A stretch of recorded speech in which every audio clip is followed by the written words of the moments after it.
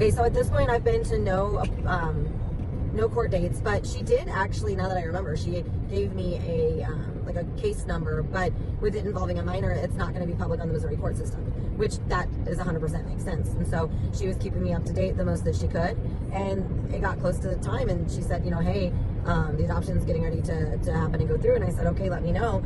And she's like, well, don't worry, because of COVID and because all of the situations, since everything's notarized, nobody needs to be present for it. We can handle it completely in court, but it'll just be the attorney that does it, and everything will be fine. And of course, again, I have no idea how this works, and nobody knows how COVID's working at this time. So we were like, okay, that's great. Thank you. I appreciate it. You know, super helpful.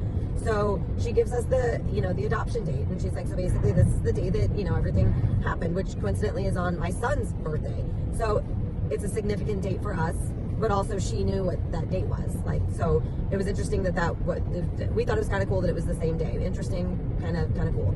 So everything's great. We take all of, she gives us all sorts of papers and everything, and she's like, here you go, the adoption's complete. We took the papers to the DMV, and my daughter got a new driver's license with her new last name, because the name change, everything happened with her name change. And so she got a new driver's license, and then we took it up to the school so that everything could be pushed over through the Missouri school system. And I mean, everything was fine. It worked out great. And so down the road a little ways, we didn't think anything of it. Like, everything was completely fine.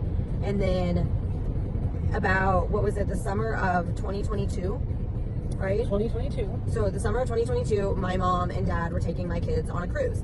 Well, my daughter has a passport, but obviously the passport's with the old name. And so instead of going and trying to get a new passport, we decided just to grab... And we had booked her with her new name. Yeah, with the new name. Because by this time, she had been adopted for a year at this point. So she had been going by Blevins for a year, and everything is completely fine with that. So instead of we're like, oh man, we didn't think about it. So we're like, we'll just use her driver's license and birth certificate for this one, and we'll get a passport after she comes back. We ended up going to get the birth certificate. Well, I didn't have it. And I was like, crap, it didn't come in the mail. It was supposed to come to me in the mail after so long. And so I was just like, you know what, I'm just going to call Taney County Health Department. You can just go and pick one up. And she was born in Taney County. So I called up there and I said, hey, told them who I was, told them I need the birth certificate. They're like, yeah, perfect, come pick it up. I was like, great.